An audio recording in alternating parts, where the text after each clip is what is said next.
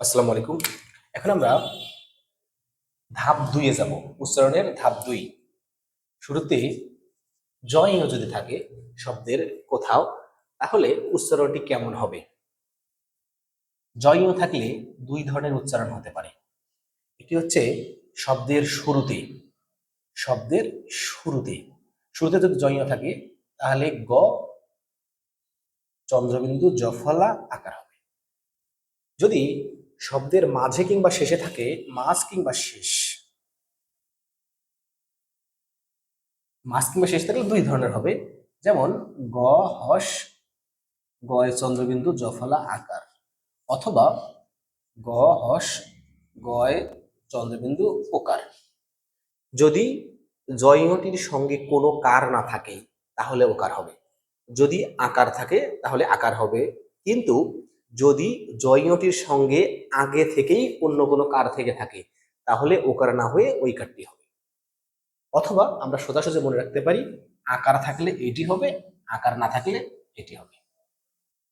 যেমন শব্দের শুরুতে আমরা একটি জয় পেলাম, তাহলে শব্দের শুরুতে পেলে কি হবে? গয় জফলা আকার চন্দ্রবিন্দু, জয়ের পরিবর্তে দিলাম, এবার তর থাকলে ওকার হয়। আমরা ধাপ একে জেনেছিলাম। শব্দের মাঝে দিতে পারি আমরা,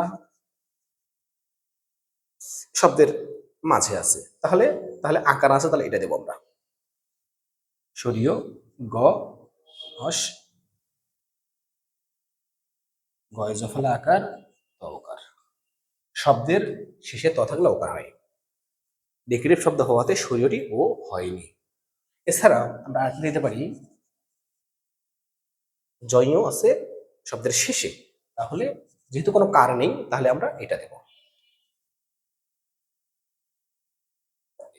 কেন চন্দ্রবিন্দু হলো সেটির জন্য আমাদের চন্দ্রবিন্দু ক্লাসটি দেখে নিতে হবে। এছাড়া আমরা আরেকটা দিতে পারি যোগ্য। যোগ্য দিলাম আমরা, জয় আছে শেষে, তাহলে হবে। প্রশ্ন হলো কেন জয় অন্তিস্থ জটি বর্গীয় জ হলো? কিছু পরিবর্তন আমাদের মনে রাখতে হবে। যদি শব্দে আমরা অন্তিস্থ জ পাই তাহলে উচ্চারণ করতে গিয়ে আমাকে সেখানে বর্গীয় জ লিখতে হবে। যদি আমি শব্দের কোথাও দীর্ঘইকার কিংবা রস্বইকার যেটাই পাই, উচ্চারণ করতে গিয়ে দুটির পরিবর্তে রস্বইকার হবে। যদি আমরা রস্বউকার কিংবা দীর্ঘউকার পাই, উচ্চারণ করতে গিয়ে আমার রস্বউকার হবে। যদি আমরা মূর্ধন্য অথবা দন্ত্যন্য যেটাই পাবো, তাহলে উচ্চারণ করতে গিয়ে আমার এখানে দন্ত্যন্য হবে। যদি আমরা কোনো শব্দের কোথাও ঐকার বা ঔকার পাই, ঐকার থাকলে পরিবর্তন হয়ে ও রস্বউ হবে, আচ্ছা ওই থাকে ও রস্বই হবে। যদি আমরা শব্দের কোথাও রি পাই, উচ্চারণ করতে গিয়ে বয়সনের রতে রস্বইকার হবে।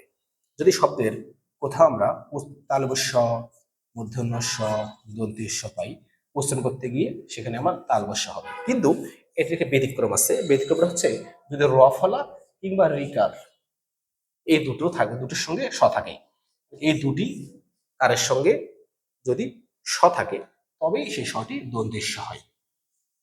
এছাড়া আমরা মনে রাখতে পারি, যদি কোথাও তালবস্য মূর্ধন্য স দন্ত্যস্ব থাকে এবং সেই স্বটি যদি স দন্ত্যস্ব কিংবা তালবস্যের মতো উচ্চারিত হয়, যেভাবে উচ্চারণ হয় কেন, স্বয়ের মতো উচ্চারিত হলেই আমরা তালবস্য দেব। কিন্তু যদি স্বয়ের মতো উচ্চারিত না হয়, ছয়ের মতো উচ্চারিত হয় স, তাহলে আমরা দেব দন্ত্যস্ব। যেমন আমরা দিতে পারি, আমরা দিতে পারি এই যে স্রোত দিলাম, তাহলে এখানে র ফলার সঙ্গে স আছে, র ফলার সঙ্গে স আছে, তাহলে উচ্চারণ করতে গিয়ে আমার এখানে দন্ত্যস্বই থাকবে। কিন্তু যদি এরকম থাকতো